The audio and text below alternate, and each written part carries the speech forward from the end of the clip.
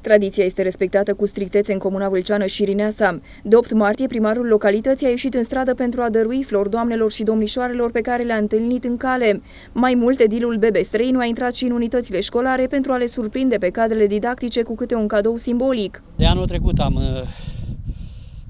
introdus acest obicei și la Șirineasa.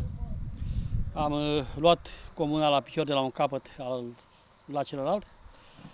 E greu, dar vreau să simtă și femeile din comuna noastră, mămicile din comuna noastră, că astăzi e ziua lor. Pentru că nu oricine își permite să dea o floare soției, mai ales și ei în vârstă. Și am observat așa o deschidere, o luminare pe fața celor în vârstă când primesc o floare. Mai este apreciată ziua de 8 martie? Eu aia și vreau să fac, să readucem ziua de 8 martie la esența ei de altădată. Pentru că a fost o perioadă când s-a uitat și de multe obiceiuri strămoșești am uitat și încercăm ușor, ușor să le readucem în viața comunității. Edilul a dăruit flori și doamnelor și domnișoarelor din centrele comerciale din Șirineasa.